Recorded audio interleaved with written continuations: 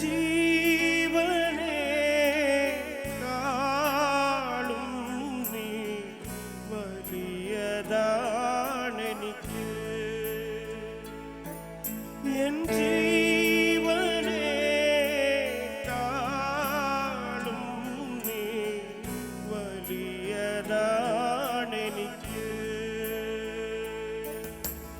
ആരാധന ആരാധന ആരാധന ആരാധന ആരാധന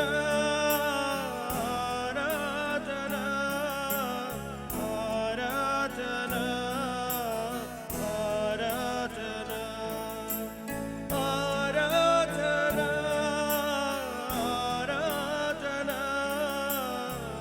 ആരാധന ആരാധന ആരാധന ആരാധന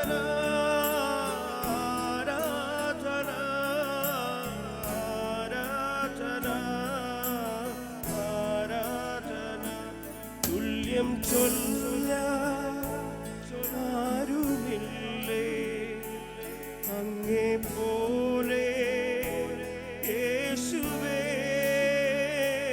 തുല്യം ചൊല്ലാൻ ആരുമില്ലേ അങ്ങേ പോലെ യേശുവേ. ജീവനേ സ്വന്തമേ അങ്ങേ മാറിൽ ചാരുന്നു ഞാൻ. ജീവനേ സ്വന്തമേ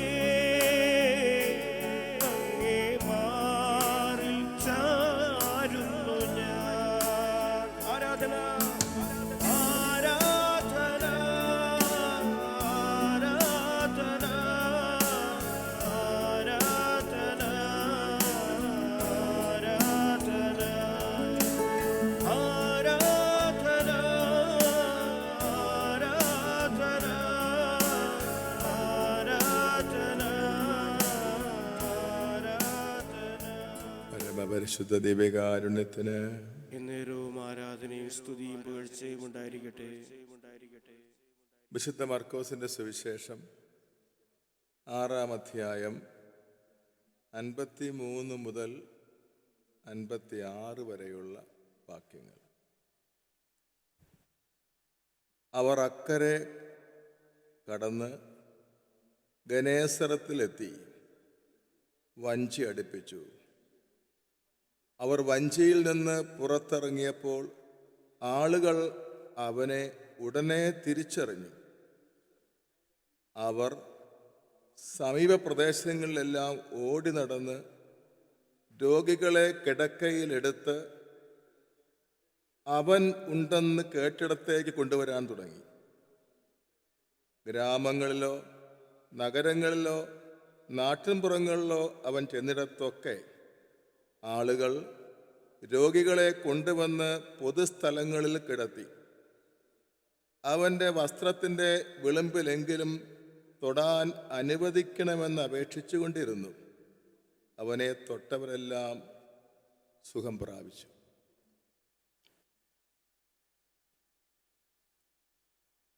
മർക്കോസ് പ്രത്യേകം എടുത്തു പറയുന്നൊരു വാക്യം ഇതാണ്: യേശുവിനെ തിരിച്ചറിഞ്ഞ ഗനേസറത്തിലെ ജനങ്ങൾ യേശു ഉണ്ടെന്ന് കേട്ടിടത്തേക്ക് രോഗികളെ കിടക്കയിൽ എടുത്തുകൊണ്ട് വരാൻ തുടങ്ങി.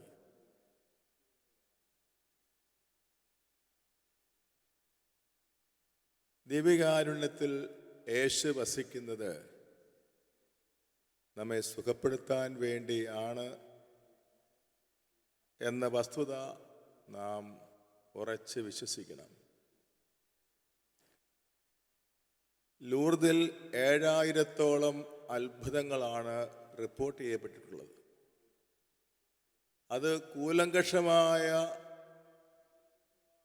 മെഡിക്കൽ സംഘത്തിൻ്റെ പരിശോധനയ്ക്ക് ശേഷം 67 തിരുസഭ ഔദ്യോഗിക അംഗീകരിച്ചിട്ടുണ്ട്. ഇതിൽ കണക്കിൽപ്പെടാത്ത എത്രയോ പതിനായിരങ്ങൾ വേറെയും സൗഖ്യം പ്രാപിച്ചിട്ടുണ്ട്. ഈ സൗഖ്യങ്ങൾ അധികവും സംഭവിക്കുന്നത് ദിവ്യകാരുണ്യ പ്രദക്ഷിണ സമയത്താണെന്ന് ലൂർദിലെ ശുശ്രൂഷകൾ ശ്രദ്ധിച്ചാൽ അറിയാൻ പറ്റും. പരിശുദ്ധ മാതാവ് പ്രത്യക്ഷപ്പെട്ട് അവിടെ ഉളവായ നീരുറവയിൽ കുളിക്കുന്നവരാണ് സൗഖ്യം പ്രാപിച്ചു തുടങ്ങിയത്. എന്നാൽ മറിയ എപ്പോഴും തൻ്റെ പുത്രനിലേക്കാണ് എപ്പോഴും ജനത്തെ വിരൽ ചൂണ്ടി കാണിക്കുന്നത്. അതുകൊണ്ടായിരിക്കണം പിന്നീട് ലൂർദിൽ രോഗശാന്തിക്കായി വരുന്നവരുടെ മുമ്പിൽ ദിവ്യകാരുണ്യം എഴുന്നള്ളിച്ചുള്ള പ്രദർശനം ആരംഭിച്ചതും ദിവ്യകാരുണ്യം കൊണ്ടുള്ള ആശീർവാദം നടത്താൻ തുടങ്ങിയത്. അതോടെ അത്ഭുതങ്ങൾ ഇരട്ടിയായി. നാം ദീപബലിക്കായി ഇടവക ദേവാലയങ്ങൾ അണയുമ്പോൾ ദീപികാരുണ്യ ആരാധനയ്ക്കായി ആരാധനാ ചാപ്പലിലേക്ക് കടന്നു ചെല്ലുമ്പോൾ നാം മറക്കരുതാത്തൊരു കാര്യമുണ്ട്. ചില പ്രത്യേക രോഗങ്ങളാൽ വലയുന്ന നമ്മെ കാത്തിരിക്കുകയാണ് ഈശോയുടെ.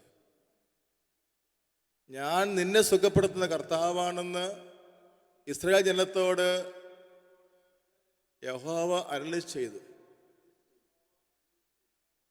ആ പിതാവിൻ്റെ തന്നെ പുത്രൻ, പിതാവിൻ്റെ പ്രതിരൂപമായവൻ, ദൈവത്തെ മനുഷ്യരുടെ മുമ്പിൽ കാണിച്ചു കൊടുക്കാൻ വന്നവൻ, സുഖപ്പെടുത്തുന്ന കർത്താവ് ദിവ്യകാരുണ്യ യേശു തന്നെ.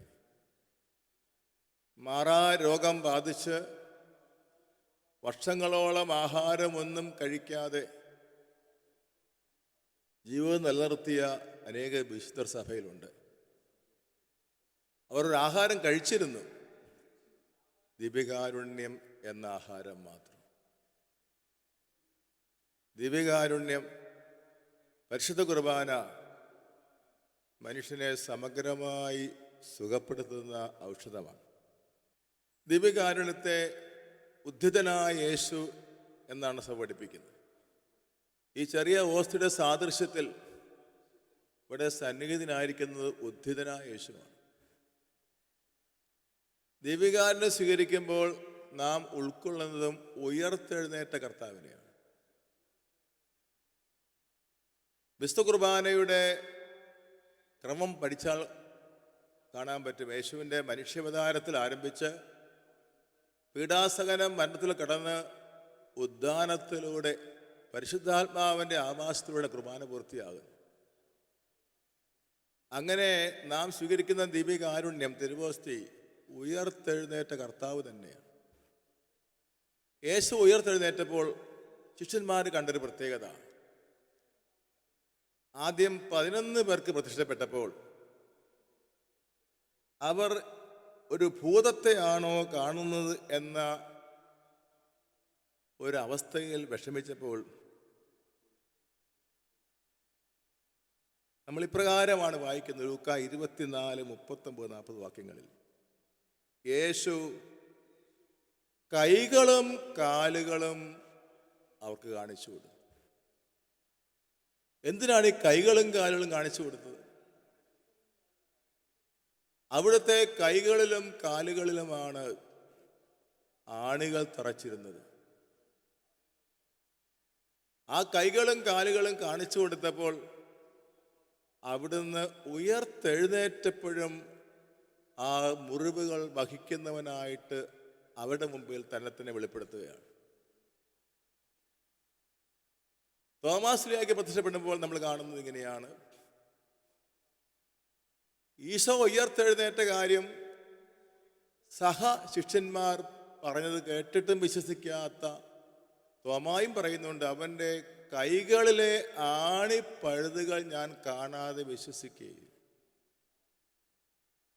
അത് വെറുമൊരു ശാഠ്യം മാത്രമല്ലായിരുന്നു. ഈ ആണിപ്പഴുതുകളാണ് അവനെ സുഖപ്പെടുത്താനുള്ള മരുന്ന്. അത് തോമാശ്ലീഹ പറയുന്നത്, അവൻ്റെ കൈകളിലെ ആണിപ്പഴുതുകൾ എനിക്ക് കാണണം. ഈശോ പ്രത്യക്ഷപ്പെട്ടപ്പോൾ അതുപോലെ തന്നെ പ്രവർത്തിക്കുന്നു.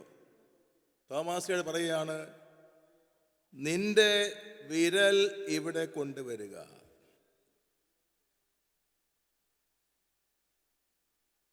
എൻ്റെ കൈകൾ കാണുക, കൈ നീട്ടി എൻ്റെ വിലാവിൽ വയ്ക്കുക. ഉയർത്തെഴുന്നേറ്റ ഈശോ മഹിമയണിഞ്ഞ തിരുമുറിവുകളുമായിട്ടാണ് ശിഷ്യന്മാർക്ക് പ്രത്യക്ഷപ്പെട്ടതും പിതാവിൻ്റെ വലത്ത് ഭാഗത്ത് ഇപ്പോൾ ഉപവിഷ്ടനായിരിക്കുന്നതും അതേ മുറിവുകൾ നിറഞ്ഞ ശരീരവുമായിട്ടാണ്. അതൊരു ഓർമ്മപ്പെടുത്തലാണ്. യേശുവിൻ്റെ മനുഷ്യാവതാരവും മരണോത്ഥാനവും സർവ്വരെ സുഖപ്പെടുത്താൻ വേണ്ടിയുള്ള ദൈവിക സംവിധാനമാണ്. ഇത് ഈ അർത്ഥത്തിലേക്ക് നമ്മൾ വരാൻ കാരണം, ഇത് സംഭവിക്കുന്ന 700 കൊല്ലങ്ങൾക്ക് മുമ്പ് ഏശയ്യാ പ്രവാചകൻ ഒരു വ്യാഖ്യാനം മുൻകൂർ കൊടുത്തിട്ടുണ്ട്. ഏശയ്യായുടെ പുസ്തകം 53-ാം അധ്യായത്തിൽ നമ്മളിങ്ങനെയാണ് വായിക്കുന്നത്. 5-ാം വാക്യം: നമ്മുടെ അതിക്രമങ്ങൾക്ക് വേണ്ടി അവൻ മുറിവേൽപ്പിക്കപ്പെട്ടു, നമ്മുടെ അകൃത്യങ്ങൾക്ക് വേണ്ടി അവൻ ക്ഷതമേൽപ്പിക്കപ്പെട്ടു, അവൻ്റെ ക്ഷതങ്ങളാൽ നാം സൗഖ്യം പ്രാപിച്ചു. നമ്മുടെ ഓരോരുത്തരുടെയും രോഗം ആന്തരികമാകട്ടെ ബാഹ്യമാകട്ടെ, ഇനി ബാഹ്യരോഗം തന്നെ അതിമാരകമായിട്ടുള്ളതാകട്ടെ, അതെല്ലാത്തിനും കർത്താവിന് അധികാരമുണ്ട്. ഓർക്കുക, ഭരണാധികാരി യേശുവിന് പറയുന്നു, കർത്താവേ, എൻ്റെ ഭൃത്യൻ മരണാവസ്ഥയിലെത്തി കിടക്കുകയാണ്, വേഗം ഒന്ന് വന്ന് സുഖപ്പെടുത്തണം. വന്ന് സുഖപ്പെടുത്തുമെന്ന് പറഞ്ഞില്ല, കർത്താവെ നീ സുഖപ്പെടുത്തുമെന്നേ പറഞ്ഞോളൂ. ഉടനെ കർത്താവ് അങ്ങോട്ട് പോകാൻ തിരക്ക് കൂട്ടിയപ്പോൾ അദ്ദേഹം തന്നെ തടഞ്ഞോട് പറയുകയാണ്, കർത്താവെ നീ വീട്ടിലേക്ക് വരണ്ട, അതിൻ്റെ ആവശ്യമില്ലാത്തതുകൊണ്ട് നീ ഇവിടെ നിന്ന് കൽപ്പിച്ചാൽ മതി. അതിന് കാരണം അദ്ദേഹം പറയുന്നുണ്ട്, ഞാനും ഒരു അധികാരിയാണ്, എൻ്റെ കീഴിൽ കുറെ പേരുണ്ട്. എന്താണ് അയാൾ പറയാൻ ശ്രമിച്ചത്? കർത്താവെ, അങ്ങ് ദൂരെ കിടക്കുന്ന മരണാസന കിടക്കുന്ന എൻ്റെ ഭൃത്യൻ, നീ അങ്ങോട്ട് വന്ന് തൊടുകയൊന്നും വേണ്ട, നിനക്ക് സകല രോഗങ്ങളുടെ മേലെ ആധിപത്യം ഉള്ളത് കൊണ്ട് നീ ഇവിടെ നിന്നൊരു വാക്ക് മിണ്ടിയാൽ മാത്രം മതി, അവൻ സൗഖ്യപ്പെട്ടുകൊള്ളും. ദീപികാരുണ്യത്തിൽ ഈശോ രാവും പകലും വസിക്കുന്നുണ്ടെന്ന് നമ്മളൊക്കെ പറയുന്നുണ്ടെങ്കിലും നമ്മൾ നേരിടുന്ന സകല വ്യാധികളെയും രോഗങ്ങളെ എടുത്തു മാറ്റാൻ വേണ്ടി കൂടിയാണ് അവൻ ഇവിടെ എന്നുള്ളത് മറക്കരുത്. ദിവ്യകാരുണ്യം സ്വീകരിക്കുമ്പോൾ എന്താ സംഭവിക്കുന്നത്? മരണത്തെ തോൽപ്പിച്ച ഉത്ഥിതന്റെ ആ ശക്തി മുഴുവനും നമ്മുടെ ശരീരത്തിലേക്ക് വ്യാപിക്കുകയാണ് ചെയ്യുന്നത്. വിശ്വാസത്തോടെ ദിവ്യകാരുണ്യനാഥന്റെ സന്നിധിയിൽ ഇരിക്കുന്ന സകല രോഗികളും ആ രക്ഷാകരവും സൗഖ്യപ്പെടുത്തുന്നതുമായ ബലിയിൽ പങ്കെടുക്കുന്ന വഴിയായി സൗഖ്യം പ്രാപിക്കും. അനുദിനം ദൈവബലിയിൽ പങ്കെടുക്കുന്ന നമ്മൾ, കൂടെ കൂടെ ദിവ്യകാരുണ്യ സന്നിധിയിൽ പോയി പ്രാർത്ഥിക്കുന്ന നമ്മൾ, കർത്താവ് നമ്മളെ സുഖപ്പെടുത്തും എന്ന് പ്രതീക്ഷിക്കാത്തത് കൊണ്ടാണ് അവിടുന്ന് വാരിക്കോരി ഭക്ഷിക രോഗശാന്തിയും നമുക്ക് അനുഭവിക്കാൻ പറ്റാതെ പോകും. രക്തസ്രാവക്കാരി സൗഖ്യപ്പെടാൻ കാരണം തിരുവെഴുത്ത് പറയുന്നത് എന്താണ്? രക്തസ്രാവം 12 കൊല്ലം അനുഭവിക്കുന്ന ആ സ്ത്രീ മനസ്സിൽ കർത്താവിനെ കണ്ടുമുട്ടതിന് മുമ്പ് ഇങ്ങനെ സ്വയം പറഞ്ഞു, യേശുവിൻ്റെ വസ്ത്രത്തിൻ്റെ വിളിമ്പിൽ തൊട്ടാൽ പോലും മതി, എൻ്റെ രോഗം മാറുമെന്ന് അവൾ ഉള്ളിൽ വിചാരിച്ചിരുന്നു. അർത്ഥം ഉള്ളിൻ്റെ ഉള്ളിൽ വിശ്വസിച്ചു. ആ വിശ്വാസത്തിൽ നിന്ന് പുറപ്പെട്ടതാണ് കരം നീട്ടി ആ വസ്ത്രത്തിൻ്റെ വിളിമ്പിൽ തൊട്ടത്. അതിൻ്റെ ശക്തി അപാരമായിരുന്നു. സർവശക്തനായ കർത്താവ് പറയാണ്, ആരാണ് എന്നെ തൊട്ടത്? എന്നിൽ നിന്ന് ശക്തി പുറപ്പെട്ടല്ലോ. ദിവ്യകാരുണ്യനാഥന്റെ സന്നിധിയിലേക്ക് ബലിയർപ്പിക്കാനോ ആരാധനയ്ക്കോ ഏത് വിധത്തിലായാലും വരുമ്പോഴെല്ലാം നാം തിരിച്ചറിയണം, നമ്മെ സുഖപ്പെടുത്താൻ കാത്തിരിക്കുന്നവൻ്റെ കരങ്ങൾ നമ്മുടെ നേർക്ക് ഉയർത്തപ്പെട്ടിട്ടുണ്ട്. മരുന്നോ ലേപന ഔഷധമോ അല്ല, എല്ലാവരെയും സുഖപ്പെടുത്തുന്നത് ദൈവത്തിൻ്റെ വചനമാണ് എന്ന് എഴുതപ്പെട്ടിട്ടുണ്ടല്ലോ. ദൈവത്തിൻ്റെ വചനം യേശുക്രിസ്തുവാണ്. അതുകൊണ്ടാണ് നമ്മൾ ആദ്യം വായിച്ചു കേട്ട ഭാഗം. ജനക്കൂട്ടം, ഗനേസറിലെ ആളുകൾ യേശുവിനെ തിരിച്ചറിഞ്ഞു. ആരായിട്ട്? സകലത്തിൻ്റെയും നാഥനായിട്ട്, അത്യുന്നതനായ ദൈവത്തിൻ്റെ പുത്രനായിട്ട്, സർവ അധികാരവും കൈയാളുന്നവനായിട്ട്. അതുകൊണ്ടാണ് അവർ മുൻകൈയെടുത്ത് ആ നാട്ടിലെ മുഴുവൻ കിടപ്പ് രോഗികളെയും എടുത്തുകൊണ്ട് വന്ന് യേശു ഉണ്ടെന്ന് കേട്ട സ്ഥലങ്ങളിലേക്ക് കൊണ്ടുവന്ന് വഴിയിൽ കിടത്തിയത്. വിശുദ്ധ കുർബാനയ്ക്കായി നമ്മൾ പോകുമ്പോൾ, ആരാധനയ്ക്ക് നമ്മൾ പോകുമ്പോൾ, നമ്മുടെ മാത്രം രോഗങ്ങൾ കർത്താവിന് മുമ്പിൽ സമർപ്പിച്ചാൽ പോരാ. ആശുപത്രികളിലും ഭവനങ്ങളിലും രോഗത്താൽ വലഞ്ഞും നിരാശപ്പെട്ടും പ്രത്യാശയറ്റും കണ്ണുനീരൊഴുക്കി കഴിയുന്ന സകല രോഗികളെയും കർത്താവിലേക്ക് ഉയർത്തണം. നമ്മുടെ വിശ്വാസത്തോടുള്ള ആ പ്രാർത്ഥന നമ്മൾ പോലും അറിയാതെ അനേക രോഗികളെ സുഖപ്പെടുത്തും. തളർവാദ രോഗിയെ കട്ടിലോടുകൂടി ചുമന്നുകൊണ്ടുവന്ന 4 പേരുടെ വിശ്വാസം കണ്ട് തളർവാദക്കാരനെ സുഖപ്പെടുത്തി നമ്മൾ വായിക്കുന്നുണ്ടല്ലോ. രോഗി കർത്താവിൻ്റെ പക്കൽ ഒന്നും അഭ്യർത്ഥിക്കുന്നതായി രേഖപ്പെടുത്തപ്പെട്ടിട്ടില്ല. പക്ഷെ എടുത്തു പറയുന്നത് കൊണ്ടുവന്നവരുടെ വിശ്വാസം കണ്ടു. അങ്ങനെയാണെങ്കിൽ വിശുദ്ധ കുർബാനയെ വിശ്വസിക്കുകയും വിശുദ്ധ കുർബാനയിൽ ആശ്രയിക്കുകയും ചെയ്യുന്ന നമുക്ക് എത്രയോ അധികം നിർഭാഗ്യരായ രോഗികളെ സൗഖ്യത്തിലേക്കും ആശ്വാസത്തിൽ കൊണ്ടുവരാൻ സാധിക്കും. നമുക്ക് കണ്ണുകളടച്ച് കർത്താവിൻ്റെ ഈ വാക്ക് ഹൃദയത്തിൽ വിശ്വസിക്കാം. ഞാൻ നിന്നെ സുഖപ്പെടുത്തുന്ന കർത്താവാണ്.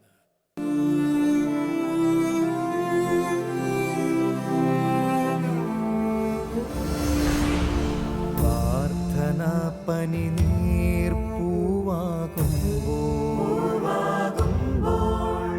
പ്രതീക്ഷ പകരും സൗരഭ്യം പ്രകാശമരുളും ദൈവം നമ്മോട് കൂടെ പ്രശാന്തി നിറയും ഹൃദയത്തിൽ ദൈവം നമ്മോടൊപ്പം ദൈവം ജീവിത നിർവൃത്തി നൽകും നിമിഷങ്ങൾ നന്മയിലേക്കു കുതിക്കും നമ്മൾ തിന്മ മരിക്കും കൺമുൻപിൽ ദൈവം നമ്മോട് കൂടെ. കാലം മാറും, ലോകം മാറും, കാരുണ്യം കൃപ പകരുമ്പോൾ മാധ്യസ്ഥ്യത്തിൻ സമയം ദൈവം മാനസതാരിൽ വാണിടും. ദൈവം നമ്മോട് കൂടെ, ദൈവം നമ്മോട് കൂടെ, ദൈവം നമ്മോട് കൂടെ.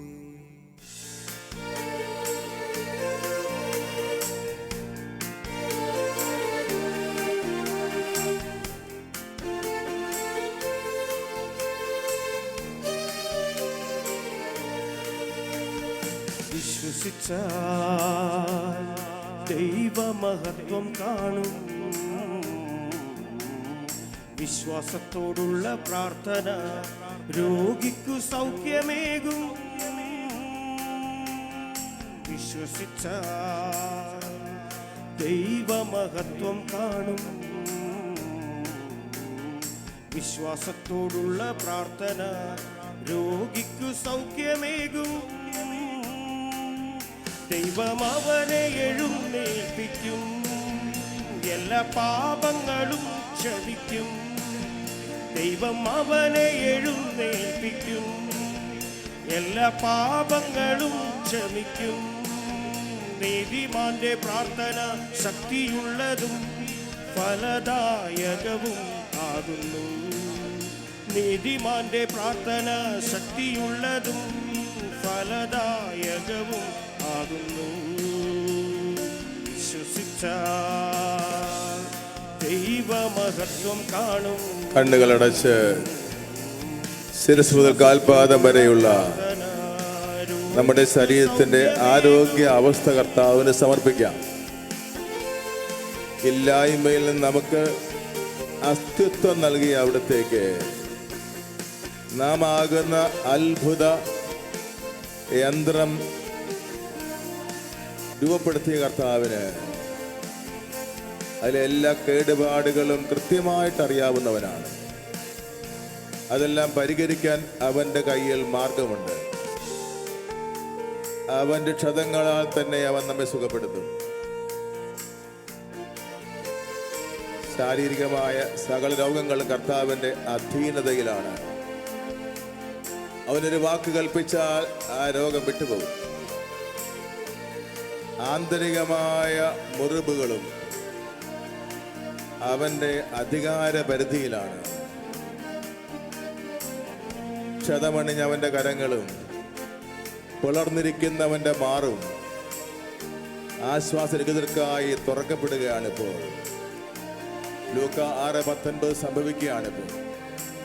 അവനിൽ നിന്ന് ശക്തി പുറപ്പെട്ട എല്ലാവരെയും സുഖപ്പെടുത്തിയിരുന്നു. അവനിൽ നിന്ന് ശക്തി പുറപ്പെട്ട എല്ലാവരെയും സുഖപ്പെടുത്തിയിരുന്നു.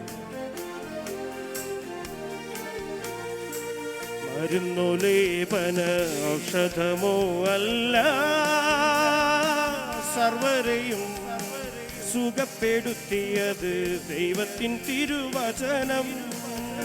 നീ വിശ്വസിച്ചാൽ ദൈവമഹത്വം നീ കാണും. ലേപന ഔഷധമോ അല്ല, എല്ലാവരും സർവരെയും വിശ്വസിക്കുക. ഈ സത്യം സുഖപ്പെടുത്തിയത് ദൈവത്തിൻ തിരുവചനം. വചനമയച്ചുകൊണ്ടിവരെ സൗഖ്യപ്പെടുത്തണേ. വചനമയച്ചുകൊണ്ടിവരെ സൗഖ്യപ്പെടുത്തണേ.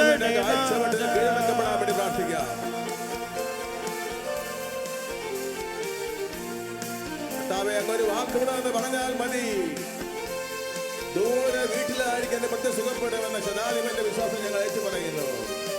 ലോകത്തിന്റെ വിവിധ ഭാഗങ്ങളിലേക്ക് പടർന്ന് പിടിക്കുന്ന അതിമാരകമായ ആ വൈറസിനെ യേശുനാമത്തിൽ ശാസിക്കുന്നു. അതിന്റെ വ്യാപനം തടയുന്നു യേശുനാമത്തിൽ.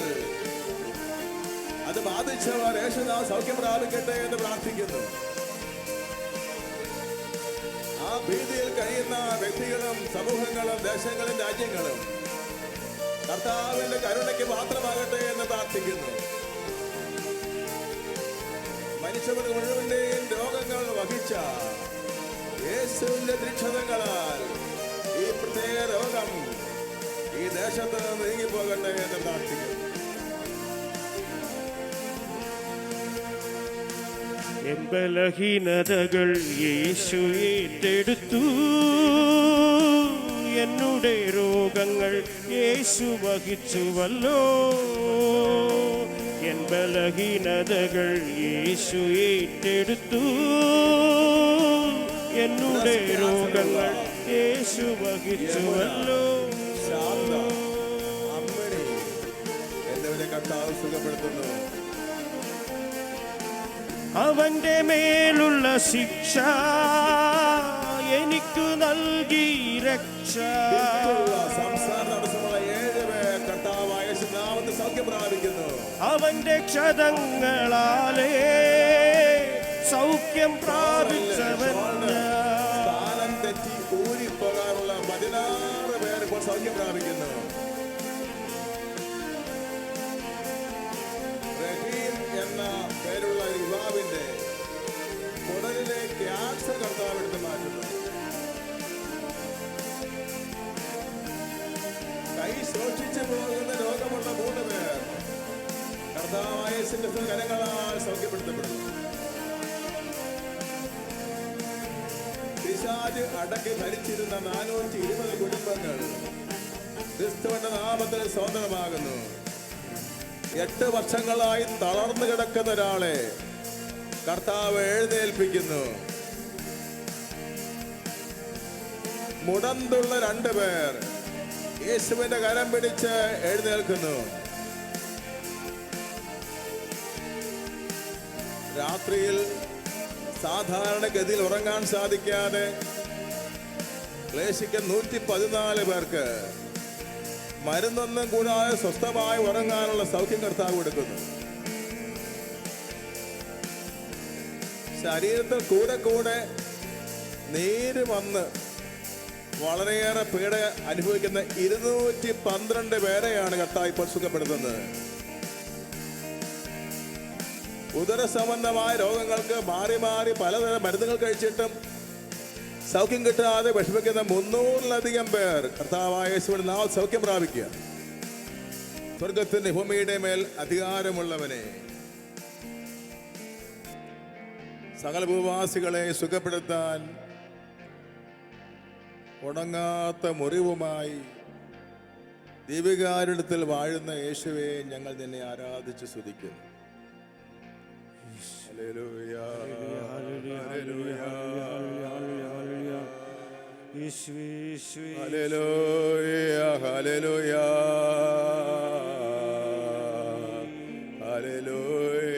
Hallelujah, hallelujah, hallelujah, hallelujah, hallelujah. രോഗം മൂലം സൗഖ്യത്തിനായി എങ്ങോട്ട് തിരിയണമെന്നറിയാതെ, യേശുവാണ് സൗഖ്യദായകനെന്ന് പോലുമുള്ള അറിവില്ലാതെ ക്ലേശത്തിലും ദുരിതത്തിലും കഴിയുന്ന ലോകത്തിലെ മുഴുവൻ രോഗികൾക്കും വേണ്ടി ഞങ്ങൾ പ്രാർത്ഥിക്കുന്നു. കർത്താവേ, രോഗികൾക്കാണ് വൈദ്യനെ ആവശ്യമുള്ളതെന്ന് അരുളി ചെയ്തുകൊണ്ട് സകല രോഗികളോട് അതിരറ്റ അനുകമ്പയും അലിവും കരുണയുമുള്ള ഈശോയെ, നിന്നെ വിളിച്ചപേക്ഷിക്കാൻ പോലും സാധിക്കാതെ രോഗത്താൽ തകർന്നവരെ നശിച്ചവരെ നിന്റെ കരങ്ങൾ ഉയർത്തി അനുഗ്രഹിക്കണമേ എന്ന് പ്രാർത്ഥിക്കുന്നു.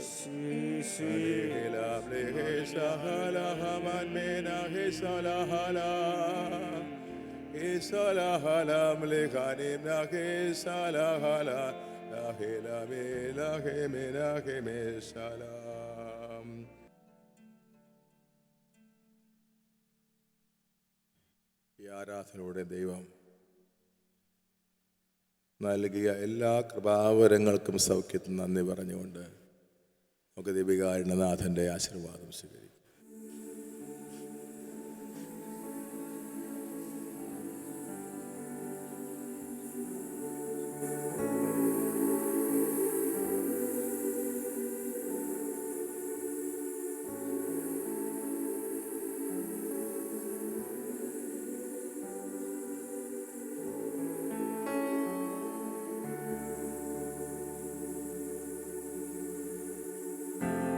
പരിശുദ്ധ പരമ ദിവ്യകാരുണ്യത്തിന്